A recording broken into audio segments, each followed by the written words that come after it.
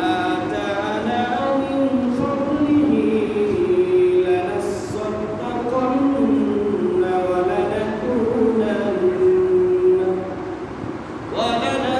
ولنكونن من الصالحين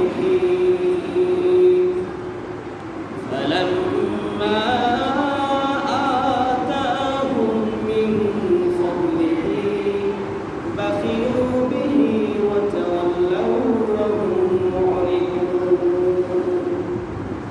فأعقبهم نفاقا في قلوبهم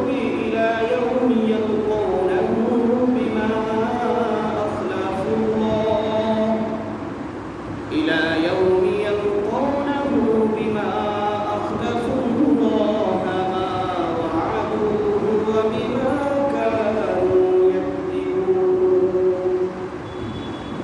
صدق الله العظيم وقال رسول الله صلى الله عليه وسلم بني الإسلام على خمس على شهادة أن لا إله إلا الله وأن محمدا رسول الله وإقام الصلاة وإيتاء الزكاة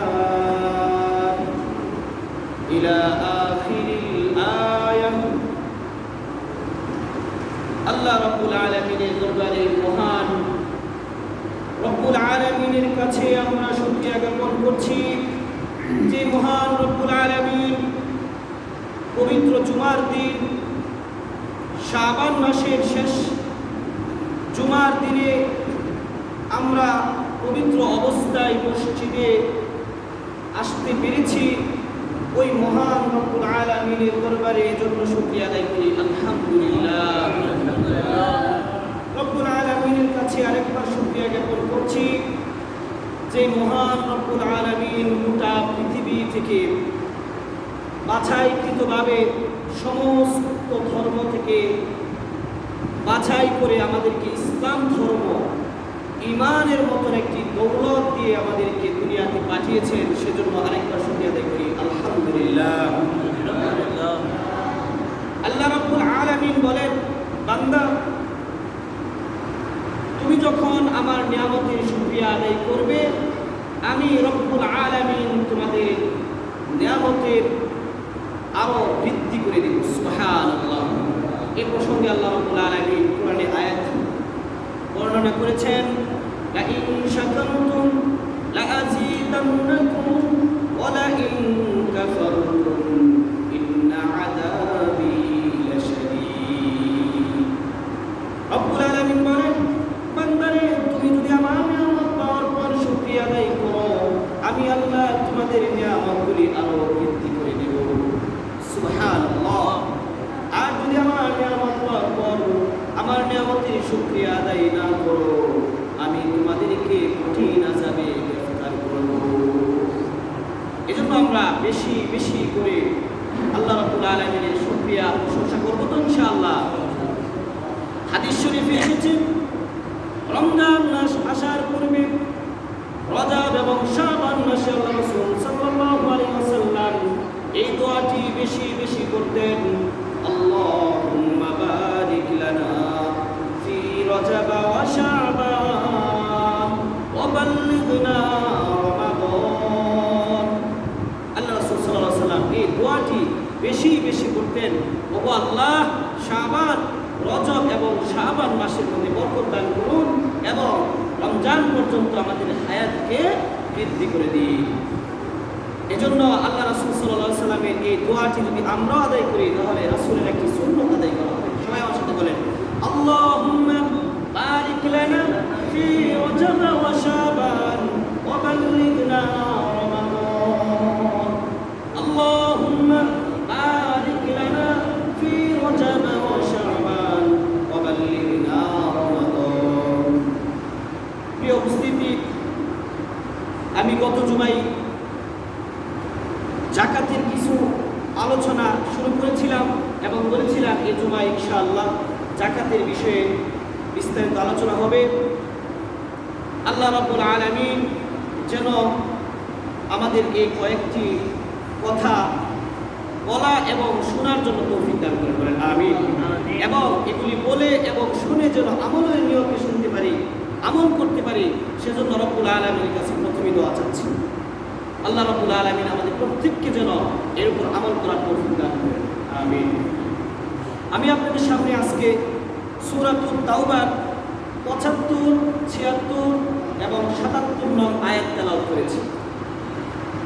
এই তিনটি আয়াতের একটি শানে নজুল আছে। এই শানে নজুল ইনশাআল্লাহ আমি মাসালাগুলি বলার পরে শেষ অংশে আমি এই শানে নজুলটা শোনাবো ইনশাআল্লাহ। দেখেন, আল্লাহ রাব্বুল আলামিন আমাদেরকে পৃথিবীতে পাঠিয়ে বলেছেন, আফাহাসিবতুম, তোমরা কি ধারণা করো, আন্নামা খালাকনাকুম আবাসা, যে আমি তোমাদেরকে অনর্থক সৃষ্টি করেছি। আল্লাহ আমাদেরকে সৃষ্টি করে আবার আল্লাহই বলতেছেন, আফাহাসিবতুম, তোমরা কি এটা ভাবছো, এটা ধারণা করো যে আমি তোমাদেরকে অনর্থক সৃষ্টি করে পাঠিয়েছি? না, আল্লাহ রাব্বুল আলামিন অন্য আয়াতে বলেন, জিন এবং ইনসানকে শুধুমাত্র আল্লাহ রাব্বুল আলামিনের ইবাদতের জন্য সৃষ্টি করা হয়েছে। সুবহানাল্লাহ। লাকাদ খালাকনাল ইনসানা ফি আহসানি তাকওয়িম। আল্লাহ রাব্বুল আলামিন বলেন, ও বান্দা, ও জিন জাতি এবং মানব জাতি শোনো,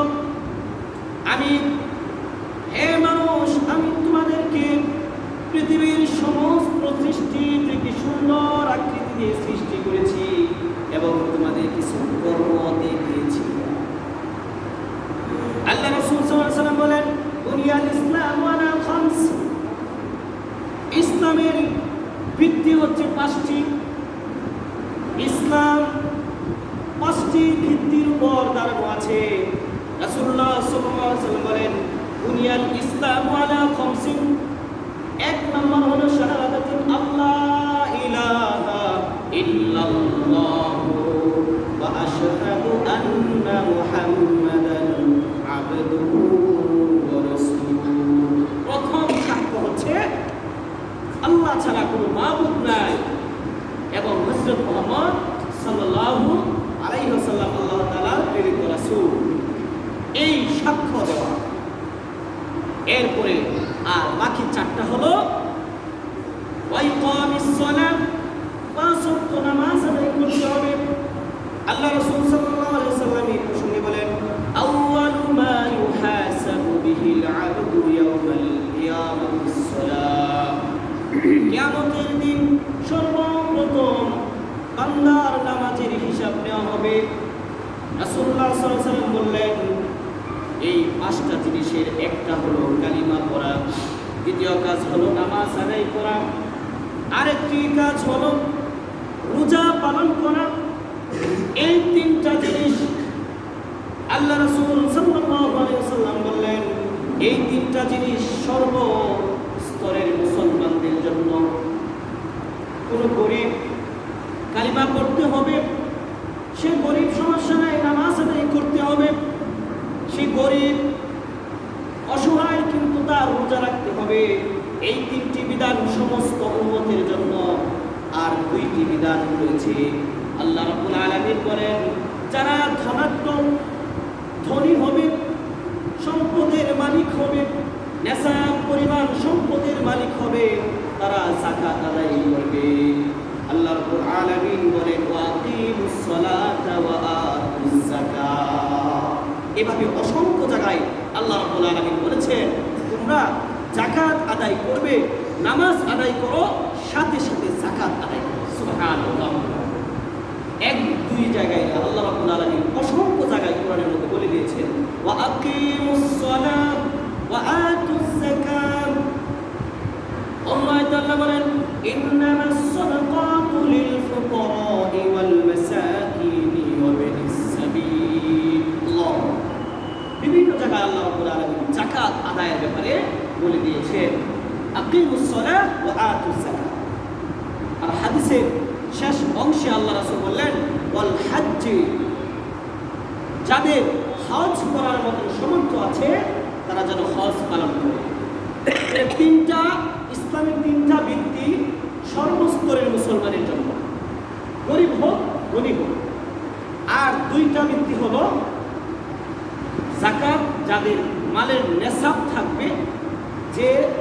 যাকাত আদায় করার পরিমাণ যে মাল, খাওয়া এবং থাকা সমস্ত খরচ আদির পরে কারো কাছে যদি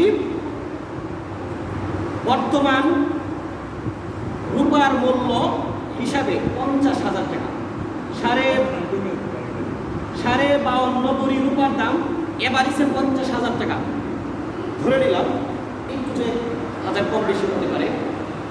50,000 টাকা যদি কারো খাওয়া থাকার পরে অবশিষ্ট থাকে এবং সেটা যদি আজকে যেমন 9 তারিখ, গত বছর এ মাসের 9 তারিখ থেকে এবছর 9 তারিখ পর্যন্ত যদি 1 বছর, আর সেটা হবে চন্দ্র মাস হিসাবে, চন্দ্র মাস হিসাবে আমাদের ইংরেজি ক্যালেন্ডার থেকে একটু কম হয়, কারণ আরবি মাস হয় 29 হবে না হয় 30, এর উপরে যাবে না, কিন্তু ইংরেজি সন এটা কোনো কোনো মাস 31 হবে।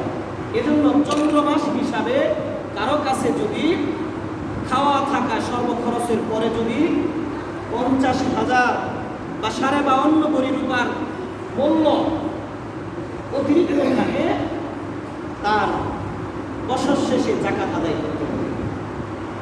বিষয়টা স্পষ্ট হয়েছে?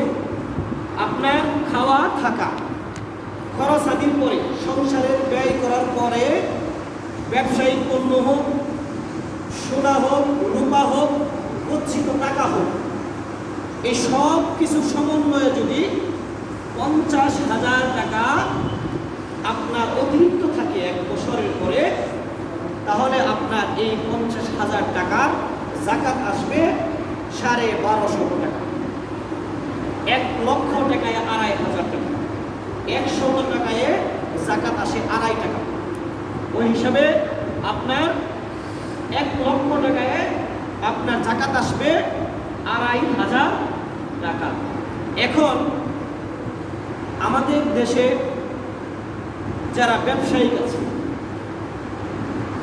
যারা ব্যবসার ধরেন একটা গাড়ি কিনলো সে 10 লাখ টাকা দিয়ে, প্রাইভেট কার, হায়ার, এই 10 লক্ষ টাকা দিয়ে সে ব্যবসার জন্য সেটা ক্রয় করেছে এবং সেটা দিয়ে সে ভাড়া চালাচ্ছে, এটা থেকে সে লভ্যাংশ গ্রহণ করছে।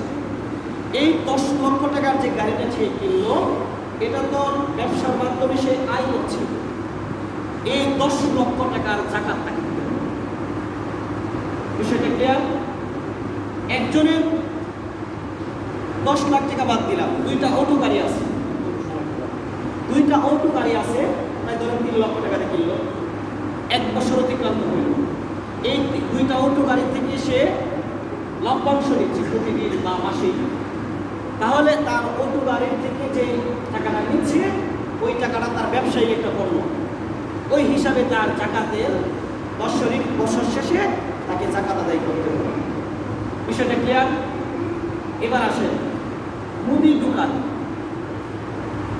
দোকান বা অন্যান্য যেসব দোকান আমাদের দেশে হয়, এই দোকানগুলি থেকে আমরা যদি লভ্যাংশ পাই, আর ওই সম্পদ আপনার একটা দোকানে যদি এভারেজে যদি 50,000 টাকার মালও থাকে, ওই মালগুলির থেকে যদি আপনার ব্যবসা হয়, লাভ হয়, তাহলে ওই দোকানে কত টাকার মাল আছে সমস্ত মাল হিসাব করে আপনার যাকাত দিতে হবে। যদি 2 লাখ টাকার মাল থাকে তাহলে 1 লাখে 2,500, 2 লাখে 5,000 টাকা। বিষয়গুলি ক্লিয়ার হচ্ছে কিনা? কারো যদি প্রশ্ন থাকে আমার কাছে বলবেন, এখনই বলবেন, যদি লজ্জা পান আমি পরবর্তীত আছি ইনশাআল্লাহ। এবার আসেন আপনার যেই সকল কুরবানির পশু মানুষ ব্যবসার উদ্দেশ্যে ক্রয় করে, ওই টাকাটা যদি তার বছরের শুরুর অংশে থেকে একেবারে মধ্য অংশে আইসে সে কি করলো, গরু ক্রয় করলো, 1টা বা 2টা গরু ক্রয় করলো, কুরবানিতে সে বিক্রি করবে সেটা। এখন এই টাকাটা তো তার ছিল বছরের 1 তারিখ থেকে, ধরেন জানুয়ারি মাসের 1 তারিখ থেকে তার টাকাটা হাতে ছিল, কিন্তু মাঝখানে এসে ওই ব্যক্তি টাকাটা দিয়ে গরু ক্রয় করলো, অর্থাৎ এটা একটা ব্যবসায়ী পণ্য। এটা একটা ব্যবসায়ী পণ্য। 1 তারিখ থেকে নিয়ে যদি আপনার 8 জানুয়ারি পর্যন্ত এই টাকাটা দিয়ে আপনি যা কিছুই করেন, আপনার হাতছাড়া যদি না হয়, তাহলে এটাও জাকাত দিতে হবে। বিষয়টা ক্লিয়ার? এবার আসেন, আপনার কম্পিউটার আছে 5টা, এটা দিয়ে আপনি কোচিং করাবেন বা কম্পিউটার শিখাচ্ছেন বাচ্চাদের, এই কম্পিউটার দিয়ে আপনি বিজনেস করতেছেন, এই সবগুলোর হিসাব করে যদি আপনি 5 লাখ টাকার কম্পিউটার থাকে, আপনার এই কম্পিউটারের টাকা দিতে হবে। আর যদি আপনার এই কম্পিউটার যদি বাসাবাড়ির জন্য ব্যবহৃত হয়, এটাতে যদি কোনো ব্যবসায়ী পণ্য না হয়, এটাতে যদি কোনো ব্যবসা না করে, তাহলে সেটা টাকা আসবে না। এবার আসেন, আমাদের দেশে অনেক বড় বড় ব্যবসায়ী আছে, তাদের ব্যবসায়ী পণ্য ক্রয় করতে গিয়ে একজনে ধরেন 20 লক্ষ টাকা তার ব্যবসার খাতিরে ব্যবহার করে রাখছে। এখান থেকে সে একসাথে টাকাটা পাচ্ছে না, কিন্তু প্রতিদিন বা মাসিকভাবে সে টাকাগুলি পাচ্ছে। ওই ব্যবসায়ী যেমন 10 লাখ টাকা দিয়ে কথার কথা একটা দোকান নিলেন বা শ্রমিক নিলেন বা যে কোনো ইত্যাদি ইত্যাদি, ওই টাকা যে আপনি এখানে ব্যবহার করলেন, 10 লক্ষ টাকার ব্যবহার করে আপনি যে টাকাগুলি লাভ্যাংশ হিসাবে পাচ্ছেন, এটা আপনার ব্যবসায়িক পণ্য হিসেবে। আর ব্যবসায়িক পণ্যের টাকা দিতে হবে। এখন প্রশ্ন আসে, একজনের কাছে টাকা নাই, সে দীর্ঘমেয়াদী কারো কাছ থেকে হাওলাত করে টাকা নিয়ে আসছে বা ব্যাংক থেকে লোন নিয়েছে, যে আমি 10 লাখ টাকা ব্যাংক থেকে নিলাম, আমার প্রতি মাসে আয় আছে 70,000 টাকা, আমি প্রতি মাসে 20,000 বা 30,000 টাকা সরকারকে কি করছি, আমি ওই ব্যাংকের ঋণ পরিশোধ করছি। এখন এই 10 লক্ষ টাকা তো আমি ঋণ নিয়ে এসেছি, আমার অন্য খাতে আরও টাকা আছে, কিন্তু আমার এখানে ঋণ আছে। আমি এই ঋণটা হলো, যদি আপনার এমন কোনো অর্থ আসে কোনো খাত থেকে, আপনার ঋণের যে একটা প্রতি মাসিক একটা চাঁদা আছে, ধরেন 20,000 বা 30,000 টাকা আপনি দিতেছেন, ওই 30,000 টাকা দেওয়ার পরেও যদি আপনার ফ্যামিলি চলার পরেও যদি কিছু টাকা বঞ্চিত থাকে, ওই বাকি ঋণ থাকলেও আপনার টাকা থেকে বিষয়টা মনে হয় ক্লিয়ার হয়নি। 10 লক্ষ টাকা ঋণ ব্যাংক থেকে উঠাইছেন বা কারো কাছ থেকে নিয়েছেন, তো আপনার অন্য খাতে অনেক টাকা রয়েছে, ব্যবসায়িক খাতে আপনি ক্রয় করে রেখেছেন, হাতে টাকা নেই, কিন্তু প্রতি মাসিক আপনার একটা টাকা আসতেছে। এখন ওই টাকা যদি, যে ব্যাংক থেকে যে টাকাটা আনছেন, ওই টাকা যদি প্রতি মাসে 30,000 টাকা জমা দিতে হয়, এভাবে আপনি 10 বছর লাগুক, 20 বছর লাগুক, কোনো আপত্তি নাই ব্যাংকের। ওই 30,000 টাকা দেওয়ার পরে আপনার ব্যবসায়িক পণ্য যদি আরো বেশি আয় হয় এবং সংসার চলার পরেও যদি সেটা 1 বছর অতিক্রান্ত হয়ে টাকাটা বেশি থাকে, তাহলে ওই টাকা দিতে হবে। বিষয়টা ক্লিয়ার? অনেকেরই ধারণা যে আমি 10 লাখ টাকা ঋণ আছি, কিন্তু আমার ব্যবসায়িক পণ্য আছে আমার 10 লাখ টাকা, তাহলে আমার জাকাত দিতে হবে না। দীর্ঘমেয়াদী ঋণগুলির ব্যাপারে এটা। আর যদি মনে করেন না, ঋণটা আমার একসাথে আদায় করে দিতে হবে, আমার সবগুলি টাকা জমা করে থাকে, ঋণ দিতে হবে, তাহলে ঋণ পরিশোধ করার আগ পর্যন্ত জাকাত দিতে হবে না। বিষয়টা ক্লিয়ার? এবার আসেন, আমরা জাকাত কোন খাতে ব্যয় করব, কোন কোন খাতে জাকাতগুলি আমরা দিব। প্রথমত, আল্লাহ রাব্বুল আলামিনের কোরআনে আয়াত আছে, ইন্নামাস সাদাকাতু লিল ফুকারা'i ওয়াল মাসাকিন ওয়া বিনিস সাবিল। এই আয়াতের মধ্যে আল্লাহ রাব্বুল আলামিন 8 জন বা 6 জনের কথা বলেছেন, এই ব্যক্তিদেরকে জাকাত দিতে হবে। এক, এমন গরিব যার সম্পদ আছে কিন্তু জাকাত দেওয়ার মতো সম্পদ নেই। গরিব কিন্তু জাকাত দেওয়ার মতন নেশাব পরিমাণ অর্থ তার কাছে জমা নেই। সাধারণ একটা উদাহরণ দিই, আব্দুর রহমান, তার বাড়িঘর সব আছে, সে এতটুকু টাকা নাই তার কাছে যে বছর শেষে 50,000 টাকা তার কাছে জমা নাই, কিন্তু সে খায়া করে ভালো আছে, কিন্তু খায়া থাকার পরে সংসার চলার পরে বছর শেষে তার 50,000 টাকা জমা নাই, তাকেও আল্লাহ রাব্বুল আলামিন গরিবদের কাতারে নাম দিয়েছে, সেও জাকাত খেতে পারে। বিষয়টা মনে হয় এলোমেলো হয়ে গেল। আবারও বলছেন, ধরেন আব্দুর রহমান নামক এক ব্যক্তি, তার যে আয় আছে ওই আয়টা থেকে সারা বছর খাওয়া থাকার পরে সে 50,000 টাকা তার কাছে জমা নাই, তার মানে সে জাকাতের নেশাব পরিমাণ মালিক না। ইসলামী পরিভাষায় বলা হয় যে জাকাত দিতে পারবে না সেই জাকাত খেতে পারবে। যার কাছে জাকাত দেওয়ার মতো পরিমাণ টাকা নাই, সম্পদ নাই, সে জাকাত খেতে পারবে। এক। দ্বিতীয় শ্রেণী হলো এমন মিসকিন যে কিছুই নাই, তার একেবারে নিঃস্ব।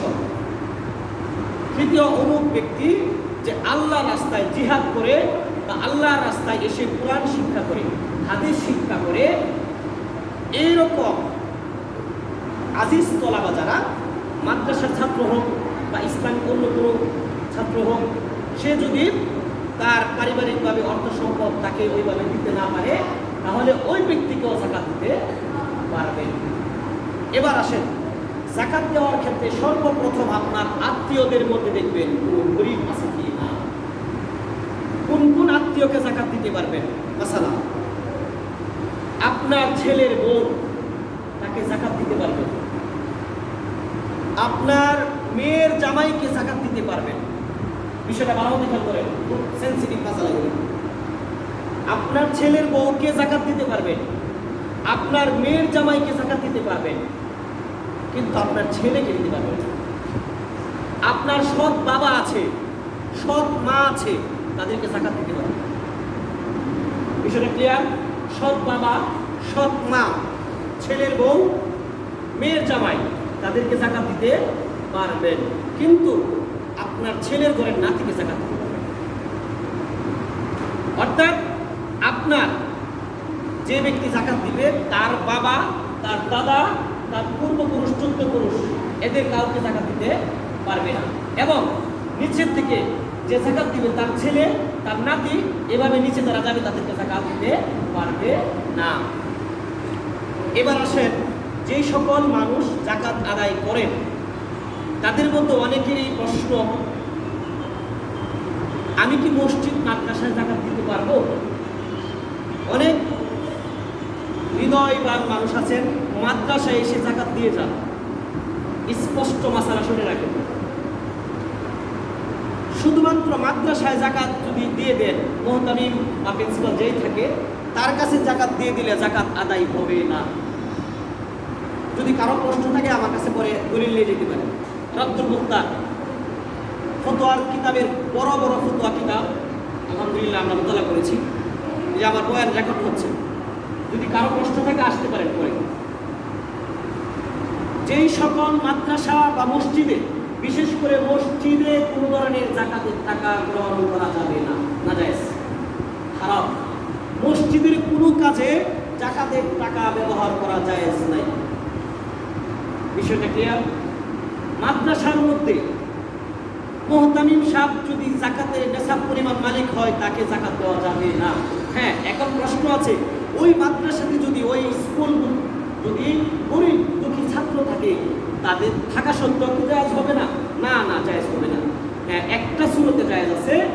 মাদ্রাসার মধ্যে 50 জন ছাত্র আছে, এর মধ্যে 5টা ছেলে আছে দরিদ্র, ওই 5টা ছেলেকে আপনার জাকাতের টাকার মালিক বানায় দিতে হবে, যে এই টাকার মালিক তুমি, তাহলে টাকাটা জায়েজ হবে, জাকাত আদায় হবে। বিষয়টা ক্লিয়ার?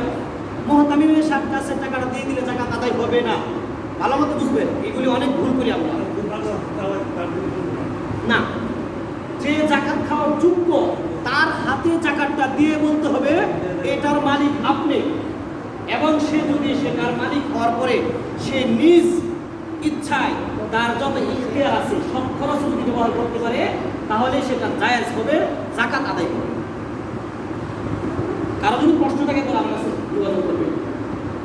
বিষয়টা ক্লিয়ার হয় নাই? বলবো, আমি যে জাকাতটা দিচ্ছি, আমি যাকে দিচ্ছি জাকাতটা, ওই জাকাতের টাকাটার মালিক সে হতে হবে, আমি আর কোনো এখানে দাবি না। এজন্যই মসজিদে যে জায়েজ নাই কেন? মসজিদ চলে আল্লাহর ঘর, বিভিন্ন মানুষের দান দক্ষিণা দিয়ে। মসজিদ কোনোদিন গরিব না। মসজিদের মধ্যে কোনো হারাম টাকা জেনে শুনে লাগানো হারাম। আর জাকাতের টাকা মসজিদ গ্রহণ করবে না। এমনকি মসজিদের বাথরুম গোসলখানার মতো জাকাতের টাকা লাগানো যাবে না। উজুখানার মতো জাকাতের টাকাটা শুধুমাত্র তাদেরকে দেওয়া যাবে যারা জাকাত খাওয়ার জন্য। এক কথায় বুঝেন, যারা জাকাত খেতে পারবে এরকম ব্যক্তিদেরকে জাকাত দিতে হবে। এবার আসেন, রোজাদারকে কি আমরা জাকাত দিতে পারবো বা ইফতার করাইতে পারবো জাকাতের টাকা দিয়ে? মাসালা বলে না, নাজায়েজ। তবে একটা সুরত আছে, একটা পদ্ধতি আছে। হ্যাঁ, আপনি যে জাকাতের টাকাটা দিয়ে ইফতার করাইতেছিলেন, ওই ইফতারের পণ্যগুলি ক্রয় করে রাশেদ নামক এক জাকাত খাওয়া ব্যক্তিকে যদি আপনি বলে দেন, ভাই এটা আমি জাকাত শুরু, আমি আপনাকে এটা দিয়ে দিলাম, এটার মালিক আপনি। 10 কেজি সোনাবুট, হ্যাঁ 5 কেজি আপেল এবং ক্রয় করে যদি তাকে কিনে দিয়ে দেন, দেওয়ার পরে যদি সেটা সে মালিক হয়ে যায়, সে যখন ইচ্ছা তখন খাবে, তাহলে এক পদ্ধতিতে জায়েজ। অর্থাৎ আপনার বাড়িতে জাকাতের টাকা দিয়ে ইফতারি করাবেন, 10 জন মানুষ দাওয়াত দিয়ে খাওয়াবেন, জাকাত আদায় হবে না। না, তাকে মালিক বানিয়ে দিতে হবে, সে যখন ইচ্ছা তখন খাবে। বিষয়টা ক্লিয়ার? ইফতারির কাজেও জাকাতের টাকা ব্যবহার করা যাবে না। যাবে কখন? যদি তাকে মালিক বানিয়ে দেওয়া হয়। এবার আসেন জাকাত। আজকে আমি একটু সময় আপনাদের কাছে চেয়ে নিব, গুরুত্বপূর্ণ মাসালা, যদি কারো আপত্তি থাকে আমাকে জানাবেন। জাকাতের বিষয়গুলি আমরা অনেক সময় ভুল করি। অনেকেই ইউটিউব থেকে বা বিভিন্ন উলামায়ে কেরামের মুখ থেকে শুনছেন 7.5 ভরি স্বর্ণ হলে জাকাত দিতে হয়।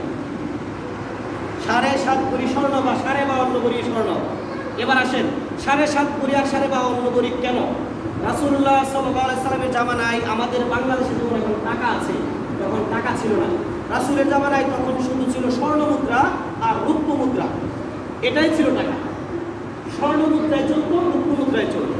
তো স্বর্ণ মুদ্রা যদি কারো কাছে 7.5 তোলা অর্থাৎ 7.5 ভরি স্বর্ণ মুদ্রা টাকা যার কাছে ছিল, তারাই শুধুমাত্র জাকাত আদায় করত, শুধু স্বর্ণ মুদ্রা।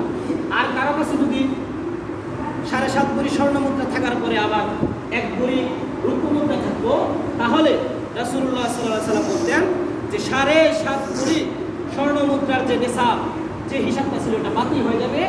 52.5 ভরি রূপার যে মূল্য হবে, এই মূল্য হিসাব করে গরিব দুঃখীদের সহায়ার্থে, অসহায় ব্যক্তিদের পাশে দাঁড়ানোতে শুধু 52.5 ভরি রূপার যে মূল্য, ওই মূল্য পরিমাণ যদি কারো সম্পদ থাকে, তাহলেই তার উপর জাকাত খরচ হবে। বর্তমান ফতোয়া এটাই যে 7.5 ভরি স্বর্ণ আছে একজনের কাছে, আবারও রূপা আছে 1 ভরি, অর্থ আছে 10,000, তাহলে তার 7.5 ভরি স্বর্ণের হিসাব হবে না। তখন হিসাব চলে আসবে শুধু 52.5 ভরি রূপার মূল্য। যদি কারো কাছে শুধু 7.5 ভরি স্বর্ণ থাকে, আর কিচ্ছু নাই, টাকাও নাই, রূপাও নাই, তাহলে শুধু সেই 7.5 ভরি স্বর্ণের হইলেই জাকাত দেবে। কিন্তু আমাদের দেশে এটা নাই। কারো কাছে স্বর্ণ আছে, টাকা নাই, এটা হয় না। 1000 টাকা হইলে তার কাছে আছে স্বর্ণ বাদে, তাহলে আর স্বর্ণ দিয়ে হিসাব করা যাবে না। তাহলে 52.5 ভরি রূপার দাম বর্তমানে এবার 50,000 টাকা। তাহলে খায়া থাকার পরে এবার আসেন আরেকটা মানুষ যেটার মধ্যে পেস লাগায় রাখছে, ব্যবহৃত স্বর্ণের জাকাত দিতে হয় না, এরকম অনেকেই আগে জানতেন। না না না, ব্যবহৃত স্বর্ণ না, ব্যবহৃত বস্তু, স্বর্ণ ছাড়া ব্যবহৃত স্বর্ণেরও জাকাত দিতে হবে। কেউ মনে করেন আমি 2 ভরি স্বর্ণ পরি, আমার 5 ভরি স্বর্ণ আছে, আমি 2 ভরি পরি আর 3 ভরি পরি না, 3 ভরির জাকাত দিব আর 2 ভরির জাকাত দিব না। না না, আপনার স্বর্ণ যা আছে, পরেন না পরেন, জমাতে রাখছেন আর না রাখছেন, সব কিছুই কি করতে হবে? জাকাত দিতে হবে।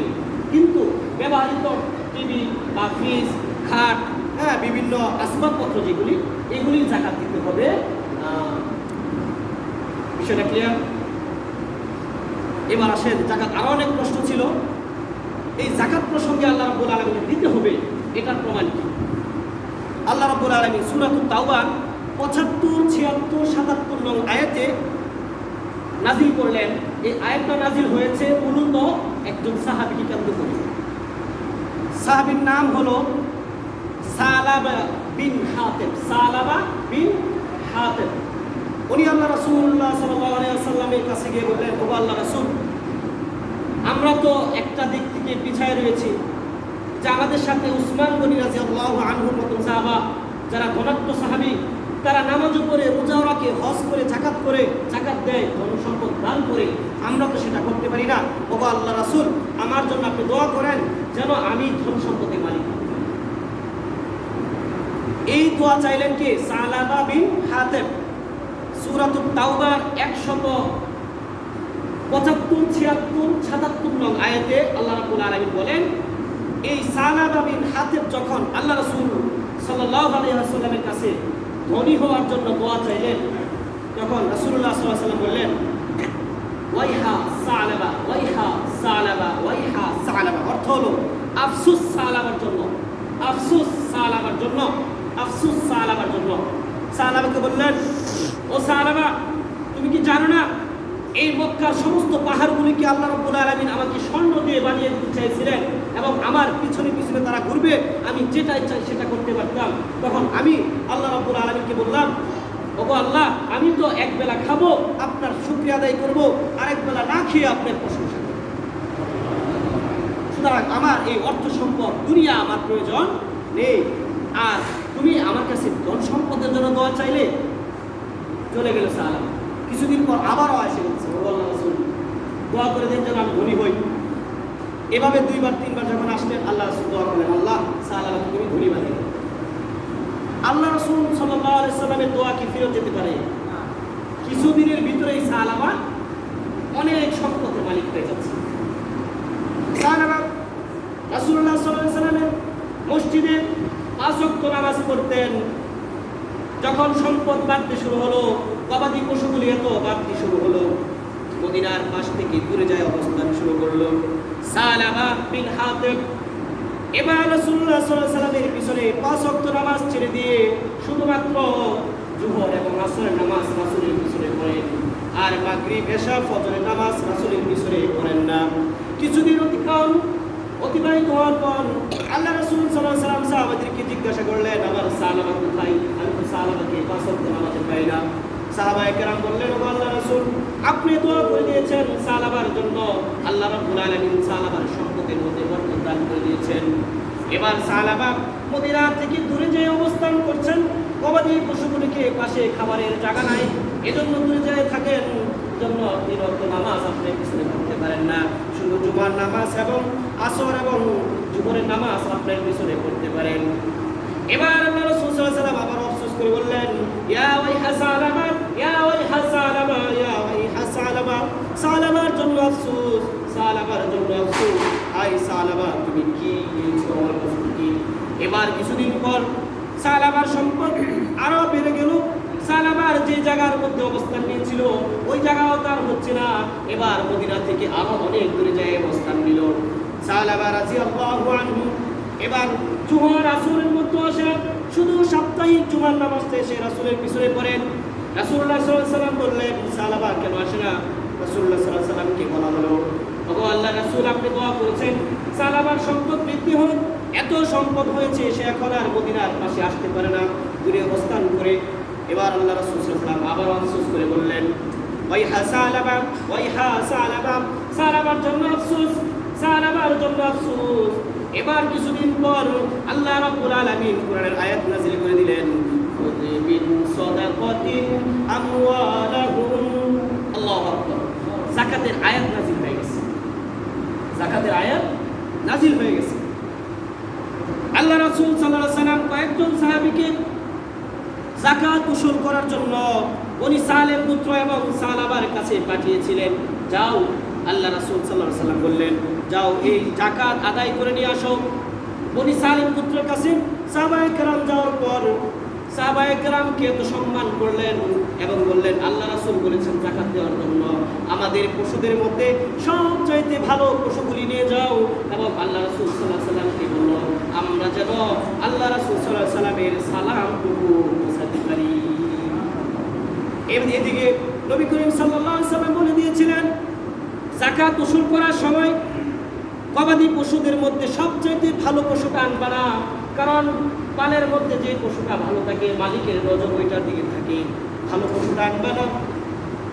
ওইদিকে সালাবার কাছে যখন রাসূলের এই পত্র পাঠালেন, সালাবা বলে উঠলেন, এটা তো আমার কাছে ট্যাক্স মনে হচ্ছে। কি মনে হচ্ছে? ট্যাক্স, জিজিয়া, কর। সালাবা বললেন, ঠিক আছে তোমরা যাও, আসার পথে আমার সাথে দেখা করো।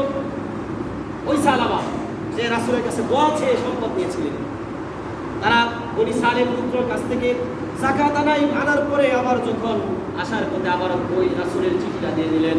সালাবা হাতে নিয়ে বললেন, এটা আমার কাছে কেমন জানি জিজিয়ার ট্যাক্স মনে হচ্ছে, যাও তোমরা চলে যাও, আমি এই বিষয়ে রাসূলের সাথে আমি গিয়ে কথা বলবো।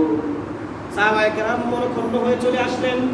আল্লাহ রাসূল সাল্লাল্লাহু আলাইহি ওয়াসাল্লামের কাছে এসে বললেন, ওগো আল্লাহর রাসূল, বনি সালেম গোত্রের মানুষ খুব সুন্দর যাকাত দিয়েছেন, আপনার কথা মেনেছেন এবং ভালো পশুগুলি দিয়ে দিয়েছেন, আর আপনার সাহাবী সালাবা বিন হাতিব সে ওই যাকাত দিতে অস্বীকার করেছে, আপনার সাথে কথা বলবি। সাথে সাথে আল্লাহ রাসূল সাল্লাল্লাহু আলাইহি ওয়াসাল্লাম বললেন, ইয়া ওয়াইহা সালাবা, ইয়া ওয়াইহা সালাবা, ইয়া ওয়াইহা সালাবা, সালাবার জন্য আফসোস, সালাবার জন্য আফসোস, সালাবার জন্য আফসোস। আফসোস করে বললেন, সালাবা তুমি কি করেছো এটা? সালাবার এক আত্মীয় রাসূলের মজলিসে ছিলেন, উনি দৌড়ে গিয়ে সালাবার কাছে গেলেন, সালাবা রে তুমি কি করে ফেলেছো? আল্লাহ রাসূল তোমার জন্য আফসোস করে বলতেছেন, সালাবা তুমি কি করে ফেললে? তুমি শীঘ্রই যাও, তোমার বিরুদ্ধে আল্লাহর কোরআনের আয়াত নাযিল হয়ে গিয়েছে, শীঘ্রই যাও, তুমি ধ্বংস হয়ে যাবে। সালাবার সমস্ত সম্পদ নিয়ে রাসূলের দরবারে আসতে আসতে আল্লাহ রাব্বুল আলামিন সূরাতুত তাওবার 75, 76, 77 নং আয়াত নাযিল করে বলে দিলেন, ওয়া মিনহুম মান আহাদাল্লাহ, তাদের মধ্যে কতক মানুষ এমন ছিল আল্লাহ রাব্বুল আলামিনকে বলেছিলেন, ওয়াদা করেছিলেন, ও আল্লাহ যদি আমার সম্পদ হয় আমি দান সদকা যাকাত আদায় করব, মানুষের ভালো কাজে ব্যবহার করব, কিন্তু লাইন আতানা মিন ফাদলিহি, যখন আল্লাহ রাব্বুল আলামিনের পক্ষ থেকে তাকে সম্পদের মালিক বানিয়ে দেওয়া হলো, লানাসাদদাকান্না ওয়া লানাকুনান্না মিনাস সালিহিন, সে বলেছিল, আল্লাহ যদি আপনি আমাকে সম্পদ দান করেন আমি মানুষের কাজে যাকাত আদায় করব, গরিব দুঃখীর পাশে দাঁড়াবো এবং অসহায় এতিম মিসকিনকে খাবার খাওয়াবো এবং সব ব্যক্তিদের মতো আমি যাকাত আদায় করব।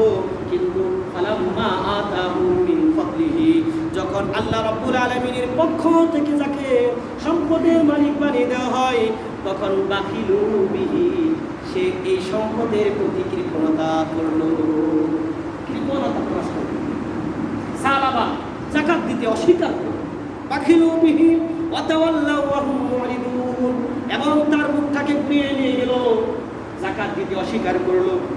এমন অবস্থায় সালাবার কি অবস্থা হয়েছিল, ফাআকাবাহুম নিফাকান ফি কুলুবি লা ইয়াউমি ইয়ালকাউনাহু, যাকাতের সম্পদ নিয়ে সালাবা রাসূলের কাছে দৌড়ে আসলেন, এসে বললেন, ও আল্লাহর রাসূল আমার ভুল হয়ে গিয়েছে। আল্লাহ রাসূল সাল্লাল্লাহু আলাইহি ওয়াসাল্লাম বললেন, সালাবা আমার কাছে আর কিছু করার নাই, আল্লাহ রাব্বুল আলামিন তোমার বিরুদ্ধে কোরআনের আয়াত নাযিল করে দিয়েছেন, সুতরাং তোমার যাকাত না নেওয়ার জন্য আমাকে হুকুম করে দেওয়া হয়েছে, তোমার যাকাত আর না হবে না। সারাটি শেষ করে দিচ্ছে 1 মিনিটের মধ্যে। এভাবে সালাবা তার সারা রাসূলের শেষ জীবন পর্যন্ত রাসূলের কাছে গিয়েছেন, আর কোনদিন রাসূল সালাবার যাকাত গ্রহণ করে নাই, কারণ যাকাতের বিষয়টাকে সে অস্বীকার করেছিল। রাসূল সাল্লাল্লাহু আলাইহি ওয়াসাল্লাম মৃত্যুবরণ করলেন, আবু বকর খলিফা হলেন। আবু বকর রাদিয়াল্লাহু আনহুর কাছে যাকাতের সম্পদ নিয়ে গেলেন। আবু বকর রাদিয়াল্লাহু আনহু বললেন, আমি কিভাবে তোমার যাকাত নিব? আমি তো রাসূলকে সাল্লাল্লাহু আলাইহি ওয়াসাল্লামকে নিজের চোখে দেখেছি তোমার যাকাত গ্রহণ করে নাই, আমি তোমার যাকাত নিতে পারবো না। এভাবে আবু বকরের শাসনামল গেল, হযরত ওমর রাদিয়াল্লাহু আনহুর শাসনামল আসলো, আবার যাকাতের সম্পদগুলি নিয়ে গেলেন। ওমর রাদিয়াল্লাহু আনহু আমিরুল মুমিনিন আমার যাকাত গ্রহণ করেন। সালাবাকে বললেন, সালাবা আমি কি দেখি নাই খলিফাতুল মুসলিমিন আবু বকর তোমার যাকাত গ্রহণ করে নাই, দুজাহানের বাদশা সাইয়্যিদুল মুরসালিন তোমার যাকাত গ্রহণ করে নাই, আল্লাহ তোমার যাকাত নিতে নিষেধ করে দিয়েছেন। ওমর রাদিয়াল্লাহু আনহুর শাসনামল চলে গেল, হযরত উসমান রাদিয়াল্লাহু আনহুর শাসনামল আসলো, আবার উসমান রাদিয়াল্লাহু আনহুর কাছে যাকাতের সম্পদগুলি নিয়ে গেল। এবার উসমান রাদিয়াল্লাহু আনহু বললেন, আমি কি উমর এবং আবু বকর এবং জনাব মুহাম্মদ রাসূলুল্লাহ সাল্লাল্লাহু আলাইহি সাল্লামকে দেখি নাই তোমার যাকাত নেই নাই? আল্লাহ তোমার যাকাত নিতে নিষেধ করে দিয়েছেন, আমি উসমান তোমার যাকাত নিতে পারবো না। কোরআনের আয়াত আছে ফাআতাবাহুম সালাবা, এই যাকাতকে অস্বীকার করার জন্য আল্লাহ রাব্বুল আলামিন কোরআনের আয়াত ইরশাদ করে দিয়েছেন ফাআতাবাহুম নিফাকুম ফি কুলুবি ইলা ইয়াউমি ইয়ালকাউনা, তার মৃত্যু পর্যন্ত এই নেফাকে কপটতা অবস্থায় উসমান রাদিয়াল্লাহু আনহু শাসনামলে সে মৃত্যুবরণ করে, নেফাকি অবস্থায় মুনাফিকি অবস্থায় সে মৃত্যুবরণ করেছে। তার যাকাত কোন সাহাবী গ্রহণ করে নাই, আল্লাহ রাসূল গ্রহণ করে নাই, আল্লাহ নিষেধ করে দিয়েছে। এজন্য ভাই যাকাত একটি ইসলামের গুরুত্বপূর্ণ বিধান, এটা আমরা আদায় করব এবং এটার বিরোধিতা করব না। এই বিষয়ে আপনাদের কারো যদি কোনো প্রশ্ন থাকে, হুজুর আমার যাকাতটা আমি কিভাবে আদায় করব, উলামায়ে কেরাম আশেপাশে অনেক মাদ্রাসা আছে, আমরা আছি, যে কোনোভাবে আমরা আপনাদের সাহায্য করব। যাকাতের ক্ষেত্রে আমরা কোনোদিন কি করব না, অস্বীকার করব না। আল্লাহ রাব্বুল আলামিন আমাদেরকে 5 ওয়াক্ত নামাজের সাথে সাথে যাকাতের বিধান আমল করার তৌফিক দান করেন। আমিন। আখির দাওয়ানা আলহামদুলিল্লাহি রাব্বিল আলামিন।